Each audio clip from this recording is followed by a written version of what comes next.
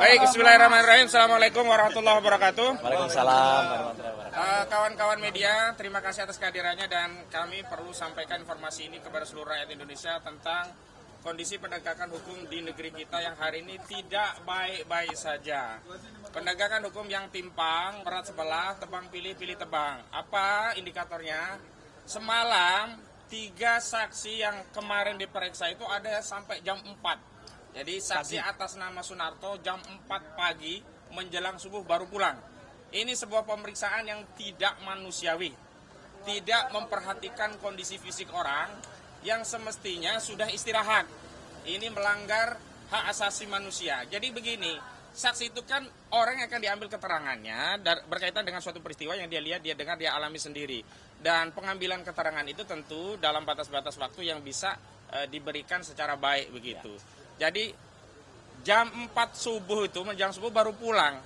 Tidak manusiawi. Jadi ada yang jam 4 subuh, ada yang jam 9 malam, ada juga yang 12 malam. Jadi kemarin kami informasikan ada 3 saksi. Yang pertama Bu Meriati jam 9-an, yang kedua Arif Nugroho itu jam sekitar setengah 12-an, dan terakhir saksi atas nama Sunarto itu berakhir sampai jam 4. Jadi tiga saksi ini, yang pertama adalah dari aktivis, yang kedua itu dari jurnalis Arif Nugroho, dan yang ketiga dari YouTuber Sunarto. Dan karena itu saya mengimbau, apalagi Pak Kapoldanya kan baru dilantik, tadi ada sertijab. Pak Kapolda yang baru, tolong Pak awasi penyidik agar melakukan pemeriksaan yang manusiawi lah. Dan kami nanti akan sampaikan kepada penyidik bahwa pemeriksaan hari ini selambat-lambatnya sampai maghrib lah. Kasihan masih banyak agenda. Dan kalau memang materinya dirasa belum cukup, bisa dilakukan penundaan sesuai dengan waktu yang bisa disepakati. Paling tidak seminggu selanjutnya. Jangan kejar target. Sylvester Matutina saja yang sudah terpidana sampai hari ini ya nggak dieksekusi. Ya ngapain ya memeriksa saksi sampai subuh, sampai jam 4 pagi. Itu apa tujuannya kalau tidak ingin ya menebarkan teror kepada saksi seolah-olah ya ini saksi akan dijadikan tersangka. Nah, itu yang kemudian pesan yang diterima oleh masyarakat. Ini jangan-jangan ya memang bukan tindakan penegakan hukum, dan ini makin mengkonfirmasi ada kriminalisasi dalam kasus ijazah palsu Saudara Joko Widodo. Apa itu kriminalisasi? Yakni satu peristiwa yang sebenarnya bukan kejahatan, yakni peristiwa kemerdekaan berpendapat, bahkan pendapat yang berdasarkan ya intelektual yang dikaji secara ilmiah itu dipaksakan seolah-olah menjadi kejahatan. Dan kemarin di Jogja kita juga sudah komplain ada tindakan-tindakan kemerdekaan berserikat, berkumpul dan menyampaikan pendapat yang diberangus dengan cara-cara yang tidak manusiawi, katrok ya, cara-cara yang deso, cara-cara yang tidak intelektual. Harusnya buku dilawan dengan buku. Saya ingatkan kepada negara ini sudah ada 2 anak bangsa yang menjadi korban karena buku, yakni Jokowi Undercover 2. Jangan sampai ya buku yang harusnya dijawab secara ilmiah, yang Pak Roy Suryo, ya Pak Rismon Siaripat dan Dr. Tifa membuat buku judulnya apa? Jokowi's White Paper. Itu ilmiah, kaji. Kalau memang nggak siap dengan beda pendapat, keluar dari republik ini. Karena konstitusi di republik ini menyatakan berpendapat itu adalah hak konstitusional, dan memang dalam konteks berpendapat itu tidak mungkin sama, ada perbedaan. Dan kalaupun ada kesalahan berpendapat, itu juga bukan kejahatan. Jadi jangan sampai orang takut berpendapat karena apa? Pertama, beda berpendapat. Yang kedua, salah berpendapat. Padahal beda pendapat dan salah berpendapat itu bagian dari hak konstitusional. Bukan maling, bukan korupsi, bukan kejahatan yang bisa dipidana. Nah, itu yang pertama. Yang kedua, sejak awal kami sudah komplain ada penyelundupan hukum di kasus ini. Tapi ternyata ada 2 tindakan sekaligus. Di awal diselundupkan pasal-pasal yang tidak relevan, pada penyidikan dikeluarkan pasal-pasal yang sebelumnya masuk pada proses penyelidikan kemudian dikeluarkan. Apa itu? Yang pertama, ini kan kasusnya 311, 310 KUHP dan 27A yang berkaitan dengan fitnah dan pencemaran. Tapi tiba-tiba dimasukkan ada pasal 35 dan 32 Undang-Undang ITE yang ancamannya 12 tahun dan 8 tahun begitu. Ya yang kedua, bukan diselundupkan, justru dikeluarkan. Sebelumnya laporan dari yang awalnya katanya Pradi Bersatu, begitu SPDP tidak ada itu pelapor atas nama Pradi Bersatu, yang ada hanya lecumanan. Sebelumnya ada pasal 28 ayat 3 Undang-Undang ITE, junto pasal 45A ayat 3 Undang-Undang ITE. Yang terbaru diubah dengan Undang-Undang nomor 1 tahun 2024 yang merupakan perubahan kedua atas Undang-Undang nomor 19 tahun 2016 yang merupakan perubahan dari Undang-Undang nomor 11 tahun 2008 tentang ITE, informasi dan transaksi elektronik. Kenapa? Pasal 28 ayat 3 itu mengedarkan kabar bohong yang menerbitkan kerusuhan, yang mengakibatkan kerusuhan. Ternyata yang bohong itu justru Pradi Bersatu. Sebelumnya kalau wawancara kemana-mana, dia katakan Pradi Bersatu melaporkan, Pradi Bersatu melaporkan. Ternyata setelah SPDP tidak ada pelapor atas nama Pradi Bersatu. Begitu kami kritik ini ada kebohongan, pasal 28 ayat 3 tentang pasal kebohongan ini hilang. Panggilan polisi hari ini tidak ada pasal 28 ayat 3. Jadi seenak-enaknya penyidik menyelundupkan pasal, masukin pasal, seenak-enaknya penyidik mengeluarkan pasal yang sebelumnya ada. Lalu negara ini di mana kepastian hukumnya? Jadi nggak boleh sebau-maunya pasal dimasukin, pasal dikeluarin. Kalau memang konsisten ada pasal 28 ayat 3, kenapa hilang di proses penyidikan? Nanti dalihnya itu kan kewenangan penyidik. Nggak bisa ya, kewenangan itu ada batasan. Kalau sejak awal pasalnya apa itu konsisten. Dan harusnya kalau memang pasalnya 310, 311 dan 27A tentang pencemaran dan fitnah, nggak relevan, nggak boleh diterima pasal 35. Dan disitulah ya ada intensi yang jahat dari pelapor yang di Saudara Joko Widodo, ingin ya agar orang yang tersangka dengan status walaupun pencemaran karena ada pasal 35-nya itu bisa ditahan. Walaupun nanti di pengadilan nggak terbukti 35-nya, yang penting dalam proses penyidikan bisa untuk nahan. Ini jahat ini. Dan hukum kita ini nggak boleh seperti itu. Tangkap duluan, tahan duluan, putusan urusan belakangan. Terbukti dalam kasus Gus Nur, itu kan sebelumnya muncul 156A KUHP. Karena apa? Ya, mubahalah itu dianggap penistaan agama. Masuk 156A KUHP. Kedua, kabar bohong. Ketiga, delik sara. Ujung-ujungnya apa? Kabar bohongnya nggak terbukti, 156A tentang penodaan nggak terbukti, yang terbukti hanya 28A. Itu pun sampai hari ini ya, apakah nggak boleh kita ya menyampaikan pendapat yang konsekuensinya itu memang benci. Kita benci kebohongan, apa nggak boleh benci kebohongan? Kita benci orang tukang bohong, apa nggak boleh benci tukang bohong? Hak masyarakat kalau mencintai keadilan dan membenci kebohongan. Hak masyarakat kalau mencintai kejujuran, termasuk orang yang membawa kejujuran, dan membenci orang yang tidak pernah jujur, orang yang berulang kali bohong. Jadi sekali lagi saya ingin tegaskan kepada penyidik Polda Metro Jaya, profesional. Dan salah satu indikator profesionalnya hari ini adalah tidak boleh ada pemeriksaan yang melebihi batas-batas yang kemudian itu tidak dianggap wajar. Yang wajar itu ya sampai maghrib lah. Karena Pak Roy, Pak Rizal, juga Bu Kurnia itu punya keluarga. Nah yang terakhir, saya mau informasikan hari ini pemeriksaannya ada 3 klien kami. Pertama Pak Roy Suryo, ini adalah pemeriksaan yang pertama di tingkat penyidikan. Sebelumnya sudah pernah diperiksa di tingkat penyelidikan. Yang kedua Kurnia Triroyani. Yang ketiga Bung Rizal Fadilah. Kalau Pak Roy ini akademisi, peneliti, Bu Kurnia ini advokat. Yang ketiga Pak Rizal Fadilah ini aktivis. Jadi ada 3 genre ya hari ini yang diperiksa. Dan saya mau tegaskan khusus Bu Kurnia, ini sebenarnya ngaco laporan ini. Semestinya kalau dia tahu ini adalah advokat dan memang tugas tanggung jawab advokat untuk membela klien, dan konteks pergi ke Solo itu dalam konteks untuk mendampingi klien, juga peristiwa Jogja, juga peristiwa diskusi-diskusi dan yang lain itu mendampingi klien, ini tidak boleh langsung dibawa ke Polda, dibawa di laporan polisi, harus bawa ke Dewan Kode Etik Advokat, ke Dewan Kehormatan. Diperiksa oleh Dewan Kehormatan Advokat. Dalam hal ini Bu Kurnia bernaung di Perhimpunan Advokat Indonesia, Peradi. Peradi saja ya, nggak ada bersatunya ya. Peradi ya. Ya itu harus diteliti dulu apakah ini bagian dari tugas dan fungsi sebagai advokat yang menjalankan tugasnya dalam rangka untuk melaksanakan kuasa yang diperoleh dari klien, atau memang ini keluar dari itu. Kalau memang itu bagian dari tugas fungsi advokat, nggak bisa dipanggil oleh penyidik. Ini kita sesama penegak hukum, nggak boleh dong offset penyidik manggil advokat. Nanti advokat manggil penyidik kan nggak boleh juga. Jadi semua harus menghormati koridor hukum sebagai bagian dari catur wangsa, penegak hukum, advokat penegak hukum, jaksa penegak hukum, penyidik penegak hukum, hakim pun penegak hukum gitu. Dan terakhir memang saya mau tegaskan ini berkaitan masih lagi-lagi berkaitan dengan suatu peristiwa yang dikatakan ada dugaan tindak pidana, yaitu peristiwa pada 22 Januari 2025. Tapi kita belum tahu apa peristiwanya. Pak Roy sendiri dalam tahap penyelidikan sudah menyatakan nggak ada peristiwa yang dialami, dilihat, dia dengar di peristiwa 22 Januari. Tapi kita menghormati panggilan penyidikan. Jadi kalau kemarin ya kita melakukan penjadwalan ulang, bukan mangkir karena kita resmi datang kemari, dan hari ini kami ya secara kesatria ya mendatangi penyidik untuk memberikan keterangan sesuai dengan apa yang dikehendaki oleh undang-undang. Jadi hari ini kami mematuhi undang-undang. Untuk itu dari Pak Roy Suryo silakan untuk menyampaikan statementnya sebelum pemeriksaan. Silakan Pak Roy. Baik. Assalamualaikum warahmatullahi wabarakatuh. Ya, sesuai dengan tadi yang disampaikan oleh kuasa hukum kami, ya koordinator non-litigasi Pak Ahmad Kosinudin, saya bersama dengan Bu Kurnia Triroyani bersama dengan Pak Rizal Fadilah ini hadir untuk memenuhi panggilan yang pertama, ya gitu, panggilan selaku saksi yang pertama. Jadi jelas ya panggilannya selaku saksi. Kenapa kami baru hadir sekarang? Karena memang jelas ya, kemarin baru saja 3 hari yang lalu kita setelah bergembira merayakan 80 tahun kemerdekaan Indonesia.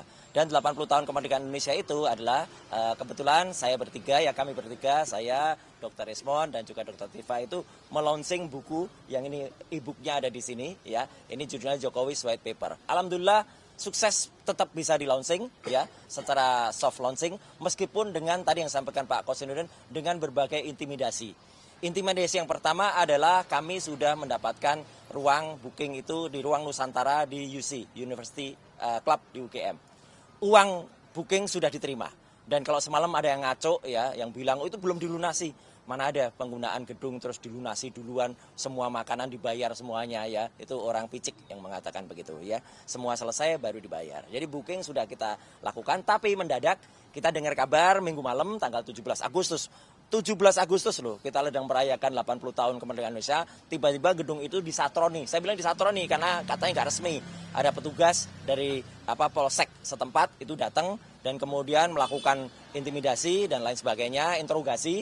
Dan akhirnya pagi-pagi, Senin pagi, pada hari H kami akan menyelenggarakan, tiba-tiba panitia memberikan informasi ruang itu nggak bisa dipakai. Ya sudah, karena ruangannya nggak bisa dipakai, kita pakai coffee shop. Teman-teman tahu kalau di coffee shop itu siapa aja boleh masuk. Siapa aja boleh pesan makan, siapa aja boleh pesan minum. Ya kita pesan makan, minum, dan kita karena tamu-tamu sudah datang dan diantara tamu itu ada Pak Jenderal Tresno Sudarto, ada Mas Refli Harun, ada juga Pak Said Didu. Ya kita kan nggak mungkin menolak beliau-beliau itu terus kemudian Pak kita pindah. Ya udah kita di situ aja, toh kita makan-makan di situ. Nah disitulah tiba-tiba ada peristiwa yaitu, dan ini peristiwa sangat menyesakan. Sekali lagi tolong diingat ya. Baru kali ini kita ngalami setelah lagu Kebangsaan Indonesia Raya kita nyanyikan, setelah himne Gajah Mada kita nyanyikan, ya saat doa kepada Tuhan yang Maha Kuasa, kepada Allah Subhanahu Wa Taala, lampunya dan AC-nya dimatikan oleh oknum. Ini kan luar biasa jahatnya, luar biasa tidak bermoralnya, luar biasa tidak beragamanya oknum yang melakukan itu. Ya, gitu. Tapi kami tetap terus. Terima kasih atas bantuan media, terima kasih atas bantuan teman-teman YouTuber. Lampu-lampu Anda menerangi kehidupan kami, menerangi kehidupan kita semua, dan itulah lampu yang menerangi peristiwa kita ketika kita soft launch sampai dengan selesai. Juga mikrofon juga tetap on karena kita pakai wireless yang sudah kita antisipasi pakai baterai. Lebih jahat lagi ya, kemarin ya, jadi sehari setelah kejadian kemarin itu yaitu pada tanggal 19 ya, kami menyampaikan pertanyaan, sebuah surat pertanyaan kepada Rektor UGM. Ya, diwakili oleh Pak Resmond dan juga diwakili Bu Tifa, karena saya ada di sini. Ternyata apa? Mau masuk ke lantai 2 saja, di gedung pusat UGM aja, dihalang-halangi oleh satpam yang banyak sekali. Dan tidak boleh naik gitu, kayak penjahat saja. Ini sudah kriminalisasi, seperti tadi kata Pak Kosinudin. Orang yang tidak berbuat jahat, kemudian dianggap berbuat jahat. Jadi ini jahat sekali. Nah, hari ini ya kami mengantisipasi kalau ada tindakan kriminalisasi lagi nanti yang akan dilakukan seperti yang dialami oleh 3 rekan kami kemarin ya, mulai diperiksa jam 10, ada yang jam 11, tapi tiba-tiba ada yang selesainya baru jam 9 malam, jam 12 malam, bahkan jam 4 pagi mau subuh. Ini sudah sangat tidak manusiawi. Jadi kami sepakat, tadi kami setuju untuk membatasi pemeriksaan hari ini ya hanya sampai pada maghrib ya, begitu. Kalau maghrib nggak selesai kita pamit ya, silahkan dijadwalkan lagi. Jadwalkan lagi itu berarti tetap pemeriksaan yang pertama, tidak berarti pemeriksaan yang ketiga ya gitu, atau mundur kedua. Itu clear ya. Dan jadi hari ini kami akan jawab semua pertanyaan sesuai dengan apa yang sudah tertulis dan tersurat di dalam surat panggilan. Pertanyaan yang tidak ada hubungannya dengan yang ada di surat, yaitu tanggal 22 Januari 2025, tidak akan kami jawab. Clear ya? Karena kami itu sifatnya saksi. Saksi itu hanya melihat dan mendengar apa yang dia dengar, apa yang dia lihat. Kalau tanggal 22 itu kami tidak mendengar apapun, tidak melihat apapun, dan tidak ada di lokasi itu, ya kami nggak boleh menjawab. Saksi tidak boleh berpendapat. Yang boleh berpendapat itu ahli. Ya, kami bukan ahli di sini. Kami itu saksi yang dimintai keterangannya, bukan dimintai pendapatnya. Lagian yang sangat tidak profesional, ya saya tambahkan tadi yang disampaikan Pak Kosinudin, dulu ketika kami diklarifikasi, tanggalnya berbeda. Tanggalnya, lokus, dan tempusnya. Jadi tempusnya waktu itu adalah tanggal 26 Maret 2025. Sekarang tanggalnya berbeda, 22 Januari. Ini apa kok ada perubahan? Berarti peristiwanya nggak jelas. Yang dilaporkan itu tidak jelas. Berarti, jadi yang pelapor tidak mengerti tanggalnya di mana. Ini nggak boleh. Yang namanya pencemaran nama baik, yang namanya dia kemudian fitnah, itu harus dia mengalami, kesini kan teman-teman sudah tahu, katanya pelapornya bukan saya yang mengatakan, itu pengecut namanya. Dia justru membenturkan sesama anak bangsa, membenturkan penyidik Polda Metro Jaya untuk mencari-cari, ya gitu, kepada pasal-pasal yang ada. Dan yang satu lagi yang ada kelompok yang namanya tadi Peradi Bersatu atau Peradi Bercerai tadi, ya itu mereka bahkan kemudian tidak menggunakan kelompoknya, tapi kemudian menggunakan sendiri. Dan mereka juga tidak profesional. Tadi katanya ada 5 orang yang melaporkan. Ada yang di Depok, ada yang di Jakarta Pusat, Jakarta. Ternyata sudah polisi sudah capek-capek manggilin saksi-saksi. Kemudian ternyata yang 2 dibatalkan. Ya, mereka menarik laporannya. Ini kan penghinaan terhadap kepolisian. Ya, lapor tapi kemudian, dan ada lagi penghinaan. Salah satu orang yang sering datang kemudian memberikan kesaksian, itulah orang yang namanya Sylvester Matutina. Penghinaan karena dia adalah terpidana. Orang yang terpidana selain tidak boleh menjadi komisaris, juga tidak bisa memberikan keterangan. Keterangannya harus cabut, apalagi dia memberikan keterangan yang konon sangat esensial ketika peristiwa di Solo. Itu nggak boleh, harus dianggap. Karena apa? Kalau dia masuk penjara, berarti dia nggak ada di peristiwa itu. Jelas kan? Dia nggak bisa memberikan keterangan di situ. Jadi kenapa dia bisa memberikan keterangan? Karena dia melarikan diri, tidak ditahan. Hari ini dia juga lagi mengajukan PK, tapi itu urusan lain. Kalau sampai negara mengizinkan PK dia, malu sekali negara ini. Orang yang mengajukan PK itu harus menjalani eksekusi dulu. Tapi saya kembali ke sini, ya terakhir yang ingin saya sampaikan, doakan semoga teman-teman juga sabar, teman-teman juga menunggu kami, ya. Kami akan lakukan sebaik-baiknya, meskipun kami dengar pemeriksaannya itu nanti akan ada 24 eksemplar yang di-print tiap halaman. 20 berkas ya. Ya, 24 berkas, ya tiap halaman. Jadi kalau berkasnya ada 10 halaman, ya 240. Ngeprintnya bisa 3 jam. Ya gitu. Jadi moga-moga kalau memang pelapornya itu memang punya niat baik, ya, dia tidak akan mengerjain petugas kepolisian Polda Metro Jaya untuk mengerjakan hal yang konyol. Sekali lagi ini hal konyol karena pelapornya tidak tahu apa yang dia laporkan, ya, dia katanya tidak mengerti orang-orangnya, dia mengubah tanggalnya, ya, apakah Polda Metro ataukah pelapor yang ubah tanggal, dan para pelapor yang lain, ya, para termul-termul ini, ya, itu kemudian mencabut laporannya. Ada yang mencabut laporannya. 2 dari 3 laporan dari dicabut itu harusnya dipertanyakan, gitu. Nggak boleh seenaknya aja nyabut dan kemudian nanti masuk kali pasal-pasal juga selundupan semua yang dimasukkan. Jadi saya kira itu yang bisa saya sampaikan. Ya, berikutnya saya kembalikan dulu ke Pak Kosinudin untuk nanti serahkan kepada yang lain, ya, gitu. Ya, Selanjutnya Bang Rizal. Ya, silakan Bang. Ya. Ya, silakan Pak Rizal. Pak Rizal di tengah. Biar sama. Assalamualaikum warahmatullahi wabarakatuh. Waalaikumsalam. Jadi kami, ya, sebagai terlapor bertiga hadir, ya, untuk memenuhi panggilan Polda Metro Jaya ini. Saya kira walaupun bagaimana kita orang yang sangat menghormati hukum, Ya, gitu. ya. Justru yang kita sayangkan adalah pihak Polda Metro Jaya yang tidak menghormati hukum. Gitu. Justru sebaliknya, lebih bernuansa pada kepentingan politik dengan memperalat hukum, sehingga menjadi mekanismenya tidak sesuai dengan aturan-aturan hukum, seperti yang tadi disampaikan oleh Pak Kosinudin, ya, bahwa banyak sekali hal-hal yang janggal, ya, mulai dari soal awal pelaporan sampai pada proses waktu klarifikasi, sampai kini penyidikan atau naiknya klarifikasi ke penyidikan pun itu sebenarnya bisa dipersoalkan secara hukum. Saya kira ini menjadi tabungan tentu bagi para kuasa hukum untuk terus mempermasalahkan aspek-aspek hukum ini. Kemudian dengan menggabungkan laporan-laporan yang ada di beberapa Polres kepada laporannya Joko Widodo di Polda Metro Jaya ini, sebenarnya ada satu titik temu yang harus menjadi persoalan serius kita, yaitu ijazah Joko Widodo yang diduga palsu. Oleh karena itu dalam beberapa momen kita sampaikan seharusnya awalnya yang harus mengumumkan keberadaan ijazah itu adalah Joko Widodo, tapi karena sudah disita oleh pihak Polda Metro Jaya, maka pihak Polda Metro Jaya harus mengumumkan kepada rakyat, kepada masyarakat, kepada publik, ini loh, gitu kan, ijazah yang dipertanyakan itu. Tapi sampai sekarang tidak muncul juga pengumuman itu. Oleh karena itu, maka sudah selayaknya nanti pada proses pemeriksaan kita sebagai pelapor, maka pihak Polda atau penyidik menunjukkan kepada kami semua ini buktinya gitu kan tentang ijazah yang itu. asli, Dengan dia. begitu kita bisa memberi jawaban-jawaban, kesaksian-kesaksian, pandangan-pandangan yang sesuai dengan kapasitas kami sebagai pelapor, sesuai dengan terlapor, sesuai dengan apa yang dipertanyakan. Tapi jika nantinya memang tidak bisa ditunjukkan, itu persoalan lain.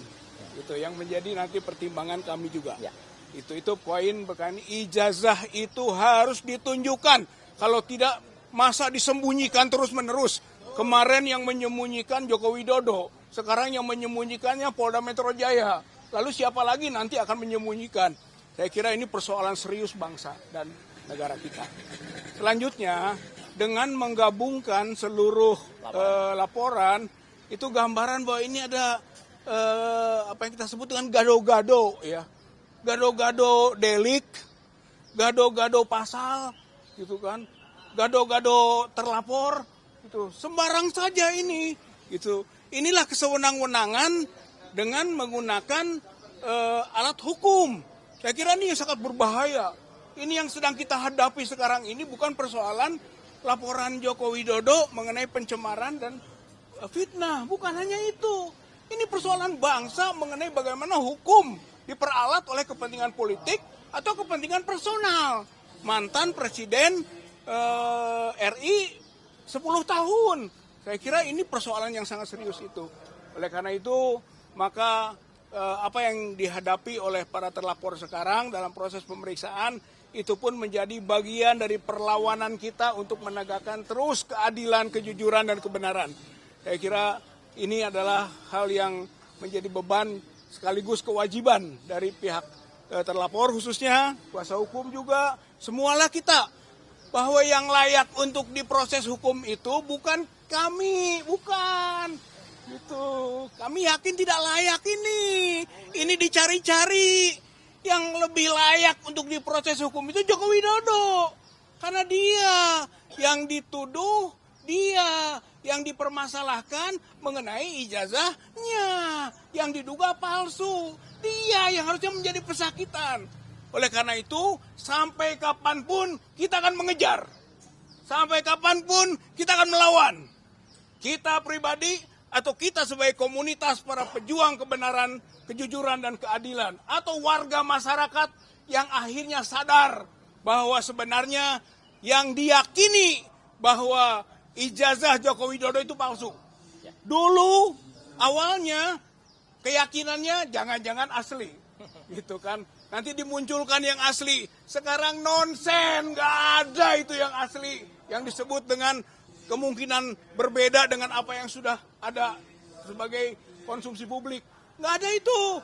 Yang ada sudah dianalisis, sudah dibongkar, sudah dikaji, sudah diteliti oleh Dr. Roy, Dr. Rismon, Dr. Tifa, dan yang lain-lain juga yang ikut serta menelaah bahwa sebenarnya kalau yang begitu itu ijazah palsu namanya. Gitu. Dan itu yang harus menjadi sekarang kewajiban dari Joko Widodo, membalikannya bahwa ijazahnya asli. Bukan kita yang menuduh ijazah palsu harus membuktikan. Yang harus membuktikan sekarang adalah Joko Widodo bahwa ijazahnya asli. Karena rakyat, masyarakat, bangsa Indonesia sudah yakin bahwa ijazah Joko Widodo baik yang SMA maupun yang perguruan tinggi atau UGM itu palsu. Makanya saya juga ikut serta membuat buku. Ya, gitu betul. ya. Ya, bukunya itu nah, ini. Publik Yakin Ijazah Jokowi Palsu. Itu mudah-mudahan menjadi komplement dari kasih. buku induknya. Ya. Buku induknya Dr. Roy, Dr. Rismon, Dr. Tifa mengenai Jokowi's White Paper. Ya. Ini pandangan publik sekarang. Politik, sosial, hukum, dari pandangan publik masyarakat tadi. Ya. Tentang bagaimana mereka melihat ijazah Joko Widodo ini. Intinya adalah publik yakin ijazah Jokowi palsu. Saya kira kita akan berjuang terus. Apapun yang terjadi pada proses-proses hukum tidak akan mengurangi perjuangan kita semua. Insya Allah kebenaran akan terbukti, kejujuran menang, mengalahkan penipuan, kebohongan yang dilakukan oleh Joko Widodo. Saya kira ini yang menjadi penting. Mudah-mudahan sekarang adalah fase menuju cepat terkuaknya ijazah palsu Joko Widodo. Oke. Terima kasih. Nanti Assalamualaikum pertanyaannya nanti ya. warahmatullahi. Nggak perlu. Nggak perlu. Bentar. Nggak, Ibu bukurnya dulu. Ya, Bismillahirrahmanirrahim. Assalamualaikum warahmatullahi wabarakatuh.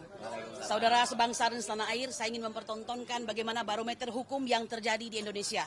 2 November 2023, Damai Hari Lubis selaku koordinator advokat tim pembela ulama dan aktivis melakukan pelaporan terhadap Anwar Usman di Polda Metro Jaya.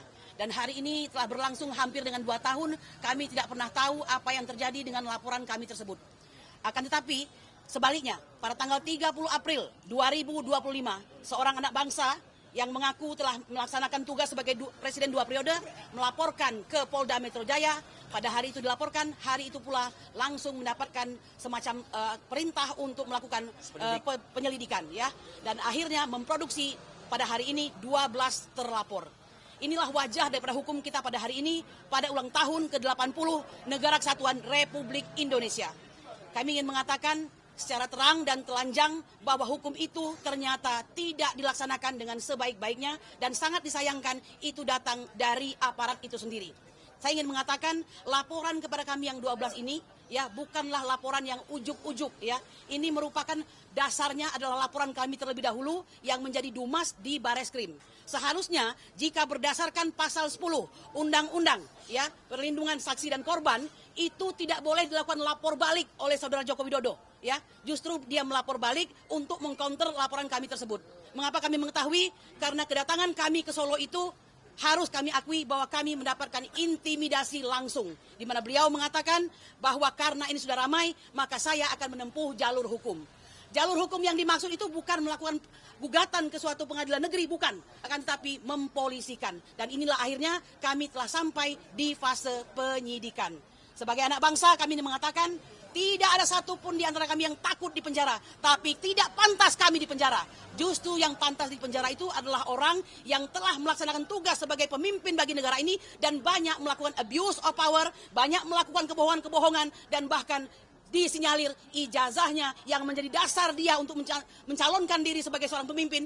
Disinyalir palsu ya. Saya ingin mengatakan bahwa ada banyak anak bangsa yang gara-gara ijazah ini menjadi hilang kesempatan baginya untuk bisa menjadi pemimpin bangsa. Ada banyak anak bangsa yang baik, yang hebat, yang pintar, yang cerdas, yang semuanya itu sesungguhnya tidak bisa dibandingkan dengan apa yang dia dapatkan pada hari ini ya. Nah, oleh karena itu dua hal. Jika kau memiliki ijazah ya Bapak Jokowi yang kami hormati, lalu Anda tidak menunjukkan, itu berarti ada mens rea, apalagi digunakan untuk memenjarakan orang. Tapi jika Anda memang tidak mempunyai ijazah tersebut, maka itu berarti sebuah kejahatan. Demikian, Assalamualaikum warahmatullahi wabarakatuh. HUT kemerdekaan Indonesia, merdeka! Merdeka! Merdeka! Merdeka! Pak Kosinudin, mana? Biar di Pak Hasin, ya, enggak di close dulu. Kalau nanti ada pertanyaan silakan. Ada pertanyaan cukup ya? Ya. Ya. Ya, ya. Pertanyaan.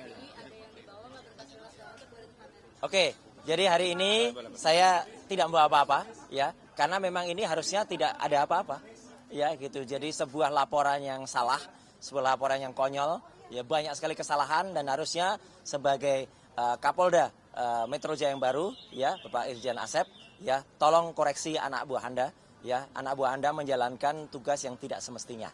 Ya, itu aja pesan saya dan kepada Pak Prabowo juga ya. Kalau ini terjadi sesuatu maka di resim Bapak Prabowo lah di pemerintahannya terjadi kriminalisasi dan terjadi intimidasi terhadap anak bangsa yang dilakukan oleh aparat kepolisian yang seharusnya itu tidak terjadi. Saya kira itu aja ya. Nggak salah di kasus ini ya? Kenapa? Berarti sejauh ini PD nggak salah di kasus ini ya?